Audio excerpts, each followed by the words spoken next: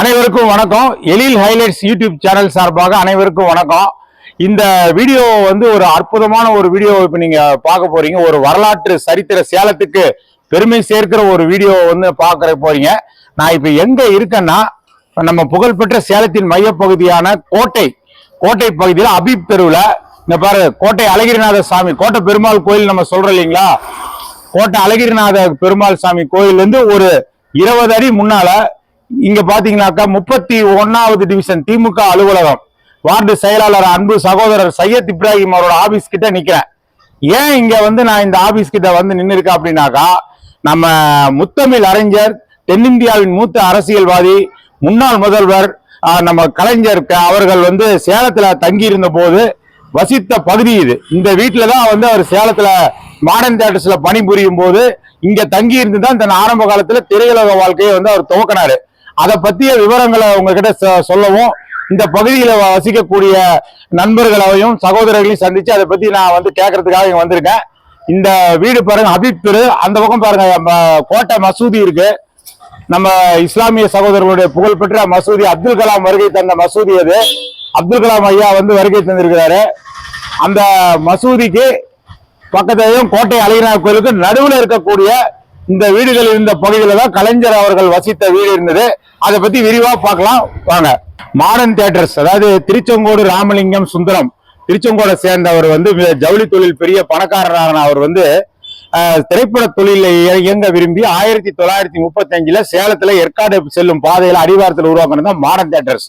தென்னிந்தியாவிலே மிகப்பெரிய ஒரு ஸ்டுடியோ தான். ஒரு படத்தை உருவாக்குறதுக்கு தேவையான அனைத்து வசதிகளும் கொண்ட முதல் ஸ்டுடியோ மாடர்ன் தியேட்டர்ஸ் தான். சென்னையை விட பெரிய வசதிகள் கொண்ட ஸ்டுடியோ இது. அதற்கப்புறம் தான் சென்னையில ஏவிஎம் பிக்சர்ஸ், ஜெமினி ஸ்டுடியோ எல்லாம் துவங்கினாங்க. மாடர்ன் தியேட்டர்ஸ் மிகப்பெரிய தயாரிப்பு நிறுவனமா இருந்து வருஷத்துக்கு 3 படம் தயாரிச்சது, 100க்கும் மேற்பட்ட படங்கள்லாம் எடுத்தது. TR சுந்தரம் மிகப்பெரிய ஒரு மாடர்ன் தியேட்டர்ஸ் அதிபராக பல படங்களை சாதனைகளை புரிந்துள்ளாரு. இந்த நெல்ல கலைஞர் கருணாநிதி அவர்கள் நல்ல மிக சிறந்த ஒரு வசனகர்த்தா, எழுத்தாளர், இலக்கியவாதின்னு தெரியும். அவர் குண்டலகேசியை அடிப்படையாக கொண்டு எழுதப்பட்ட மந்திரி குமாரின்னு ஒரு நாடகத்தை எழுதியிருந்தார் கலைஞர் அவர்கள். கோவை ஜூபிட்டர் பிக்சர்ஸுக்காக மந்திரி குமாரி நாடகத்தை எழுதியிருந்தாரு. குண்டலகேசிங்கிற ஒரு காப்பியத்தை அடிப்படையாக கொண்டது. அந்த மந்திரி குமாரியை படமா எடுக்க விரும்பிய TR சுந்தரம் அவர்கள் நம்ம தலைவர் கலைஞர் அவர்களை முதலாக மாத சம்பளம் 500 ரூபா கொடுத்து அவருக்கு சம்பளத்துக்கு வசனம் எழுதுறதுக்காக கூட்டிட்டு சேலத்துல அவருக்கு பணி கொடுக்கிறாரு முதல்ல. அப்படி சேலம் வருகை தந்த கலைஞர், வசனம் எழுதுவதற்காக வருகை தந்த கலைஞர் அவர்கள் தங்கியிருந்த வீடு இந்த இல்லம் தான் இந்த இடம். அவர் முதல்ல சினிமால கதை வசனம் மு கருணாநிதி என்று போட்ட அறிமுகமான படம் மந்திரி குமாரி. அந்த படத்துல தான் MG ராமச்சந்திரன், அதாவது MGR அவர்களும் அப்பொழுது நடிகராக வளர்ந்து கொண்டிருந்தார். இவர் கதை வசனவர்த்தா இருந்தார்கள். அந்த மந்திரி குமாரி படம் வாராய் நீ வாராய் போகும் இடம் வெகு தூரம் இல்லைன்னு ஏற்காட்டில் எடுத்த பாட்டு ரொம்ப ஃபேமஸ், இன்னைக்கு ஹிட்டான பாட்டு.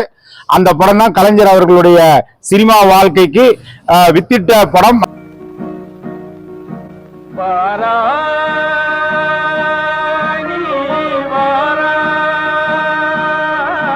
அந்த படம் தான் கலைஞர் அவர்களுடைய சினிமா வாழ்க்கைக்கு வித்திட்ட படம் மந்திரி குமாரி, முதல் படம். அந்த படத்தை எடுத்த மாடர்ன் தியேட்டர்ஸ். அப்ப கலைஞர் தங்கி இருந்த இடத்துல தான் இப்ப இந்த அற்புதமான வரலாற்று சிறப்பு மிக்க இந்த இடம் கோட்டை பெருமாள் கோயிலுக்கு முன்னாடி கோட்டை மசூதிக்கு பக்கத்தில் இருக்கு. இப்ப என் கூட இருக்கவர் என்னுடைய அன்பு சகோதரர் சையத் இப்ராஹிம் அவரு. இவர் இந்த 31வது டிவிஷன் திராவிட முன்னேற்ற கழகத்தினுடைய செயலாளர். அவருடைய அரசியல் பதவியாக இருந்தாலும் இவர் ஒரு மக்கள் சேவகர். இந்த பகுதி மக்களுக்கு ஏதாவது ஒண்ணுன்னா உடனே ஓடி போய் நிற்பவர். தண்ணீர் வரும் நேரம், எந்த ஒரு மக்களுக்கு எந்த ஒரு உதவி தேவைனாலும் இவரை எப்பவும் அணுகக்கூடிய ஒரு நல்ல சமூக தொண்டர் இவரு. எனக்கு ஒரு நீண்ட கால சகோதரர் எங்கள் குடும்பத்திற்கு. அவர் தான் இப்ப இந்த இடத்துல இந்த அலுவலகம், இந்த கலைஞர் தங்கி இந்த இடத்துல திமுக அலுவலகம் வச்சு பண்ணிட்டு வந்தாரு. அவர்கிட்ட இங்க கலைஞர் தங்கினதை பத்தியும் அதை பத்தி விவரங்கள் நம்ம கேட்டு தெரிஞ்சுக்கலாம். பிரதர் வணக்கம், ரொம்ப சந்தோஷம் ரொம்ப நாளைக்கு அப்புறம் உங்களுக்கு பார்த்தது. நம்ம தலைவர் கலைஞர் மாடர்ன் தியேட்டர்ஸ்ல படம் எழுதி நிறைய வெற்றி படங்கள், அவரு சினிமா வாழ்க்கையை இங்கதான் துவங்குது. அவரு MLA-வா இருந்திருக்காரு, முதல்வரா இருந்திருக்கிறாரு, புத்தக ஆசிரியர், பல துறைகள் வெற்றி கொடி நாட்டியவர். சினிமாவில பிள்ளையார் சொல்லியெல்லாம் சினிமாவில முதல்ல இங்கதான் தன்னுடைய இதை துவங்கினாரு. இந்த இடத்துல தான் கலைஞர் தங்கி இருந்ததா சொல்றாங்களே. தலைவர் கலைஞர் ஒரு வார்த்தை சொல்வார், என்னன்னா நான் வாழ்ந்தது 3 கோட்டை. ஒன்று கோட்டை, சேலம் கோட்டை, ஜார்ஜ் கோட்டை, மூன்றாவது பாளையங்கோட்டை. அந்த மாதிரி சொல்லுவார் டாக்டர். அந்த மாதிரி வந்து இங்க வந்து ஹபீத்தூர்ல வந்து வாழ்ந்தது முன்னாடி இங்கதான் வந்து அவர் வந்து உட்காந்து கதைகள் எல்லாமே எழுதுவாரு.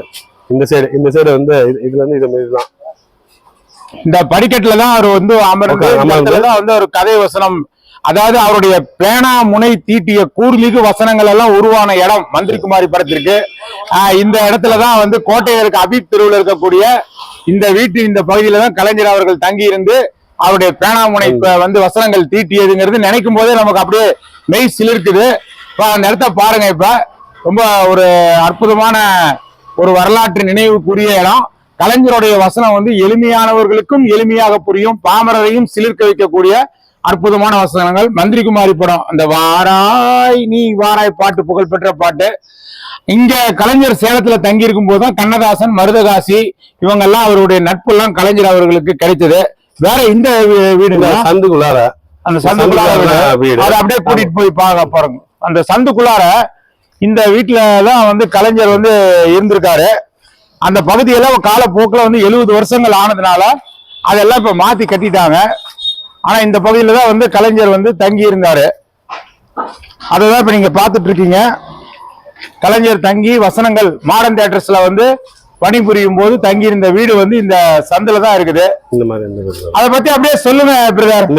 இந்த மாதிரி இங்க இருக்கிற வீட்டுலதான் அவர் வந்து தங்கினாரு. இங்க முன்னாடிதான் வந்து உட்காந்து இப்ப நீங்க பாத்தீங்களா அந்த வாசல் கிட்ட, அந்த வாசல் தான் உட்காந்து கதைகள் வசனங்கள் எல்லாமே வந்து அங்கதான் உட்காந்து எழுதுறது. வீரர்களே, சிங்கங்கள் உலவும் காட்டிலே சிறுநரிகள் திரிவது போல இன்று நமது நாட்டை சுற்றி அடைகிறது ஒரு சோதாக்கும். எண்ணிக்கையிலே குறைந்த அந்த இதயமற்ற கூட்டம் வஞ்சகத்தால் வாழ்கிறது. நிரபராதிகளின் சொத்துக்களை சொந்தமாக்கிக் கொள்கிறது. அநாதிகளின் ரத்தத்தை அள்ளி குடிக்கிறது. நாட்டிலே ஆட்சி நடக்கிறதா என்ற கேள்வி கிளம்புகிற அளவுக்கு அவர்களின் அட்டகாசம். இனி பொறுமை இல்லை. அந்த கொள்ளை கூட்டத்தை விட்டு வைப்பதாக உத்தேசம் இல்லை. கொதித்து கிளம்புங்கள். அவர்கள் சிலர், நாம் பலர். அவர்கள் சூழ்ச்சிக்காரர்கள், நாம் சூரர்கள். நீங்கள் ஒவ்வொருவரும் 10 பேருடன் கிளம்புங்கள். அந்த பாவிகளை காடுகளை தேடுங்கள், மரங்களில் பாருங்கள், குகைகளில் நுழையுங்கள். கல்வர் சிக்கினால் காலதாமத வேண்டாம். கைகால்களை வெட்டி எறியுங்கள், முதுகெலும்பை நொறுக்குங்கள். அந்த மூர்க்கர்களை முண்டங்களை பொடி செய்யுங்கள். சிங்க தமிழர்களே, சீறி எழுங்கள், புறப்படுங்கள். வெற்றி. அது மட்டும் இல்லாம அவருடைய நண்பர், நெருங்கிய நண்பர் ஆண்டவர் வயன் சொல்லியிருப்பார். அவர் வீடு வந்து ஓப்பனிங்கும் பண்ணது டாக்டர் கலைஞர் அவர் தான் பண்ணாரு. இங்க முன்னாடி ஒரு டீ கடை இருக்கு. அந்த டீ கடை தான் அவர் வந்து எப்பயும் டீ குடிப்பாரு. இப்போ அதெல்லாம் இல்லை, இப்பெல்லாம் நிறைய வந்து மாறிடுச்சு. இப்போ மாறிச்சு. இப்போ அங்கெல்லாம் வந்து ஒரு வேற கடைங்க பில்டிங் எல்லாம் கட்டிட்டாங்க.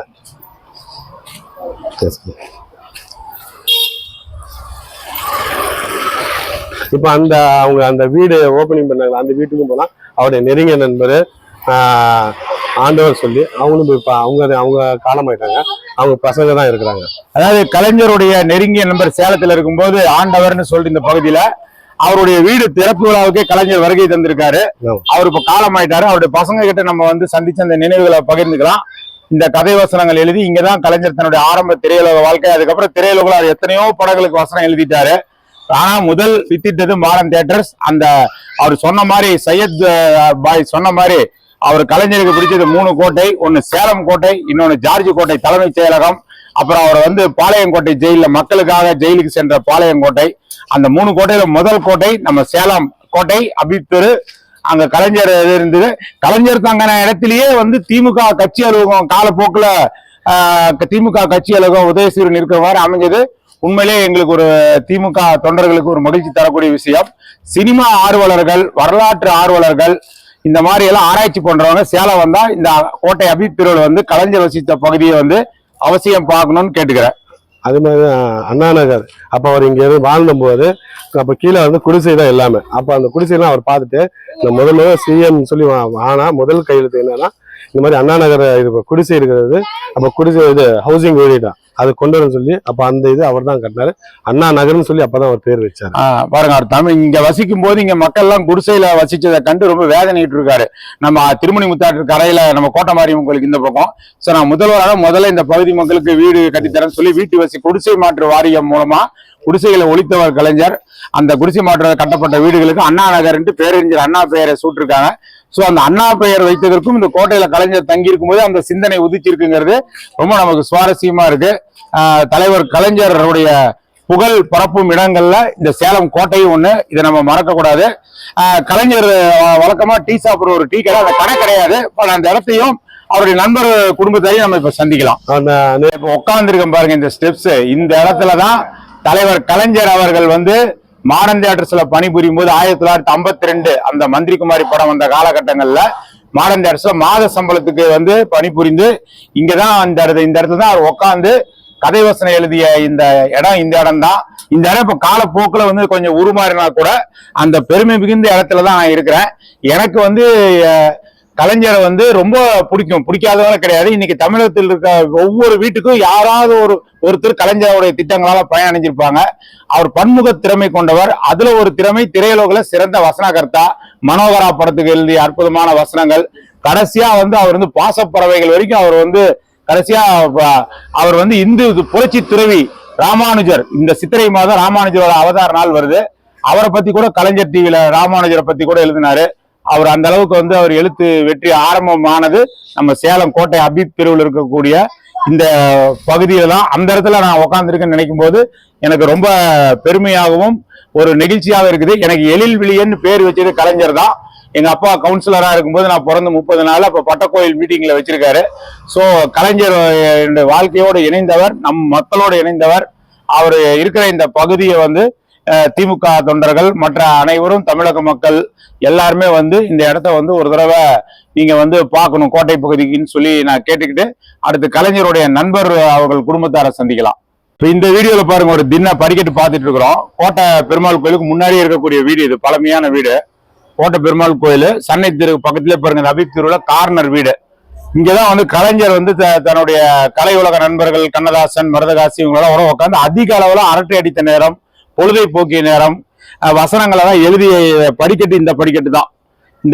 இந்த படிக்கட்டு வந்து சாதாரண படிக்கட்டு இல்ல, சொர்க்கவாசலுக்கு பக்கத்திலே இருக்குது. சொர்க்கவாசல் பக்கத்திலே இருக்கிற இந்த படிக்கட்டுக்கும் வந்து தமிழ் திரையுலகத்துக்கு ஒரு சொர்க்கம் திறக்கப்பட்ட இடம் இது. இங்க உட்காந்துதான் ஒரு மந்திரி குமாரி போன்ற வசனங்கள்லாம் எழுதி சாதனை படைத்த கலைஞருக்கு முதல்ல வந்து வித்திட்ட இடம் இந்த கோட்டை மாடர்ன் தியேட்டர்ஸ் வாயிலாக. ஸோ TR சுந்தரம் அவர்களுக்கும் நாம வந்து பெருமைப்பட்டிருக்கிறோம், நன்றி கடன் பட்டிருக்கோம் சேலம் மக்கள் கலைஞர் அறிமுகப்படுத்தியிருக்கு.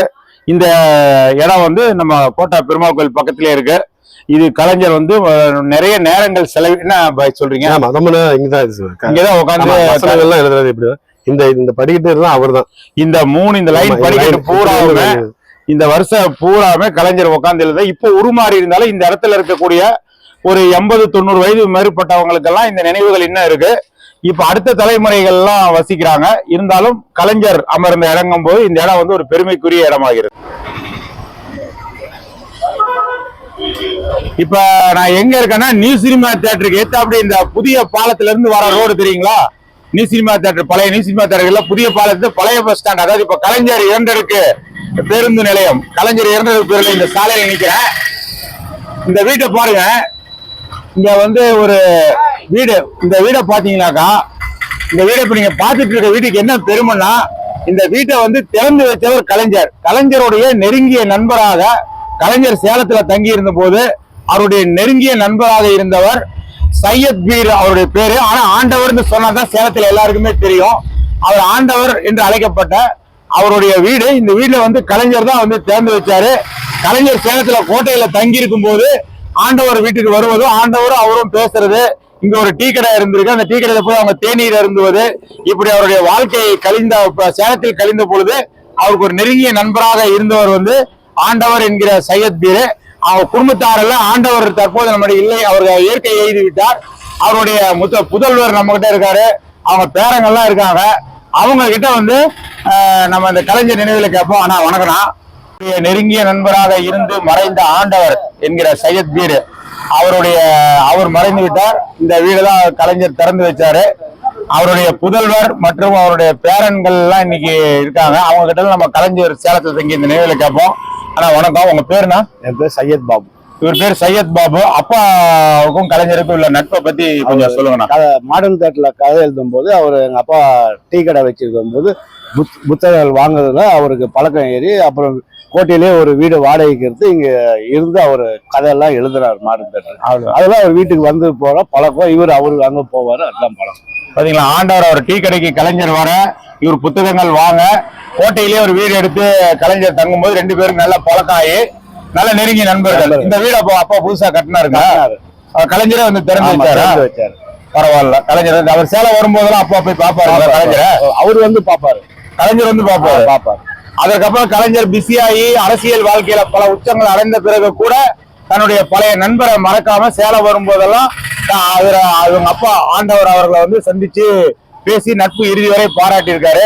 கலைஞர் என்னைக்குமே நட்புக்கு ஒரு இலக்கணமா தெரிஞ்சிருக்கு. கலைஞருக்கு சிவாஜிக்கும் உள்ள நட்பு நமக்கு தெரியும். அந்த மாதிரி சிவாஜி கணேசன் சேலத்துல தான் மாடர்ன் தியேட்டர்ஸ்ல வந்து 4 முதல்வர்கள், எம்ஜிஆர், கலைஞர், ஜானகி, என் டி ராமாராவ்னு 4 முதல்வர்கள் உருவாக்கிய ஊர் நம்ம சேலம். அவருடைய பேரன் ஐயா, உங்க பேரு?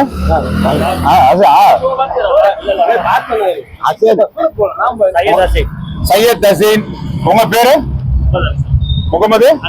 முகமது அன்சர், சையத் ஹசீன். இவங்கெல்லாம் ஆண்டவரோட பேரன். இவங்கெல்லாம் குழந்தையா இருக்கும்போது, இவரே குழந்தையா இருக்கும்போது தான் கலைஞர் இங்க வந்து இந்த இடத்துல எல்லாம் வந்து வாழ்ந்திருக்காரு. சோ இந்த கலைஞர் திறந்து வைத்த இந்த வீடு இந்த தலைமுறைக்கு தெரியாம இருக்கலாம். என்னமோ இன்னைக்கு இருக்க 2K கிட்ஸ் எல்லாம் வந்து என்னமோ இன்னைக்கு எல்லாரும் காலேஜ்ல படிக்கிறாங்க, மெடிக்கல் காலேஜ், இன்ஜினியரிங் காலேஜ் போறாங்க. அதுக்கெல்லாம் அந்த சமூக நீதி கிடைக்க தன்னுடைய கலைஞர் வரதுக்கு முன்னாடி வசனத்துல எல்லாம் தமிழும் வடமொழி சொல்லும் கலந்து இருக்கும், ஒரு ஜாதிய அடையாளம் எல்லாம் இருக்கும். ஆனா கலைஞர் வந்ததுக்கு அப்புறம் அதையெல்லாம் உடைத்தெறிஞ்சு தமிழ் வசனத்திலே ஒரு புதிய இலக்கணத்தை படைத்து பாமரர்களும் எளிமையாளர்களும் புரிஞ்சுக்கிற மாதிரி கனல் தெரிக்கும் வசனங்களை கலைஞர் எழுதினாரு.